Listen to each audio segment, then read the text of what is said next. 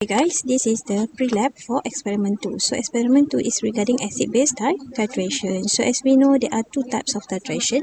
The first one is acid-base titration and the second one is redox titration. So for experiment 2, you are going to do the acid-base titration. Okay, so this is very similar to your practical test. Okay, because practical test, we are going to do about acid-base titration. Okay, so there are a few learning outcomes. Okay, the first one, at the end of this lesson, students should be able to prepare. So you are going to prepare a standard solution of oxalic acid. This is part A. So this experiment is going to be divided into three parts. Okay, this is part A. And then part B, we are going to standardize 0.2 molar NaOH solution.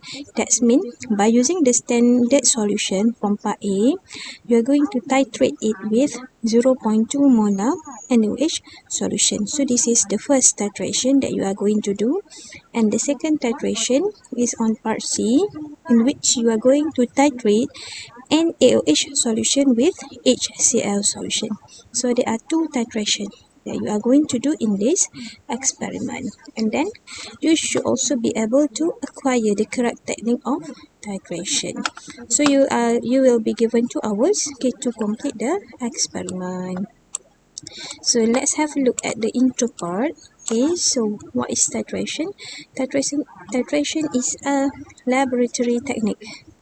Okay, it is a laboratory technique, kaedah, used to determine the concentration of a solution using another solution with a known concentration. So the basic build-up, the basic apparatus of a titration is like this.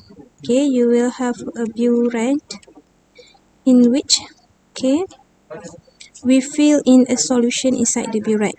Okay, so the solution inside the burette is called the titrant, and the solution inside the conical flask is called the analyte.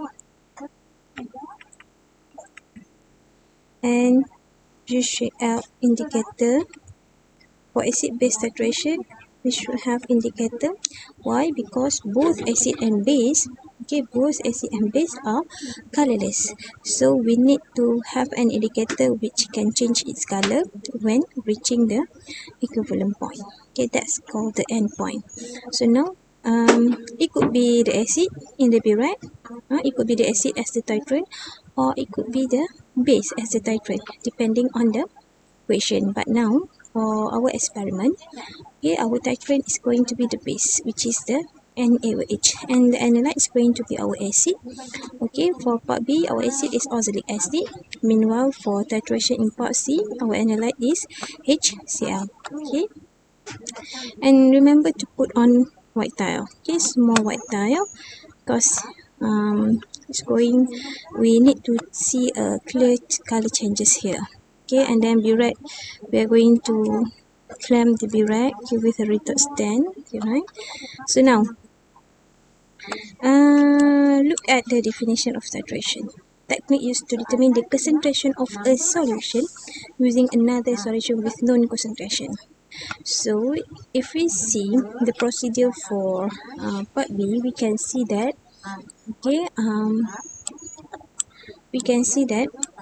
we already calculate the concentration of standard oxalic acid, which is the analyte, from part A.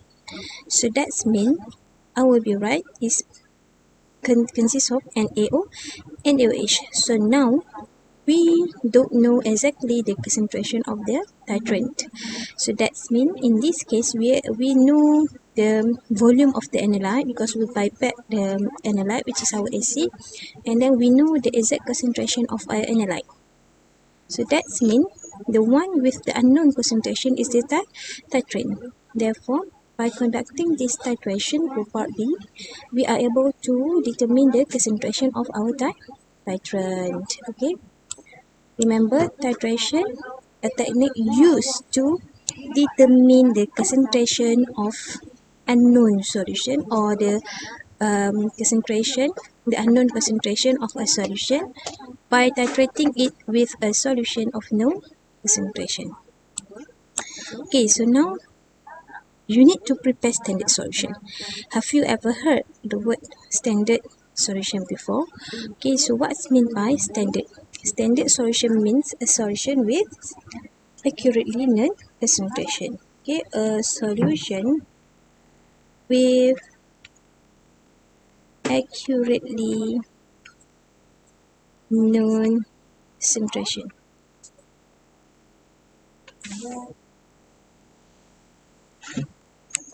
Okay, standard can be classified as either primary or secondary.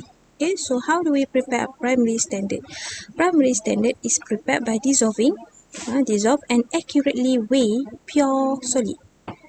So we have a pure solid, we weigh it accurately, okay, and that pure solid we have a known molar mass, okay, and then we dissolve it in a known volume of distilled water.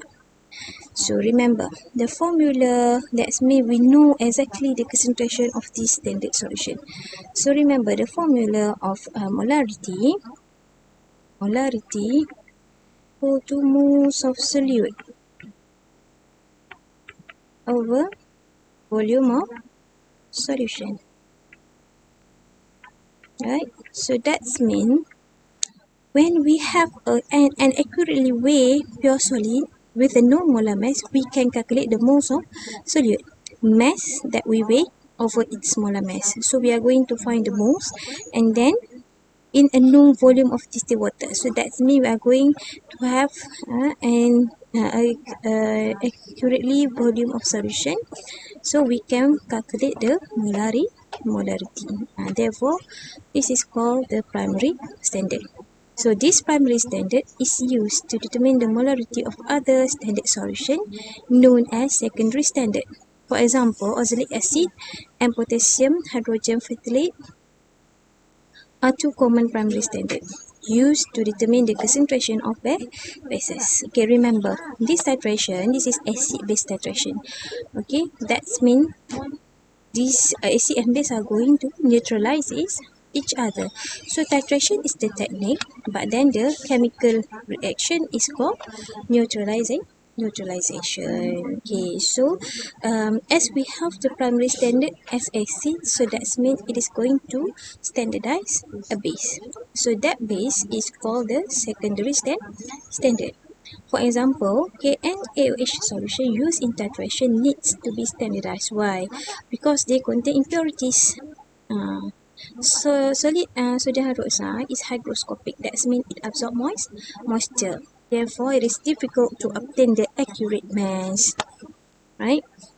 Because when we want to, if we want to make sodium hydroxide as the primary standard, it's impossible. Why? Because during the weighing process, we cannot get the exact mass of solid NaOH because it is hygroscopic. Okay. Meanwhile, we are weighing the solid. It start to become wet.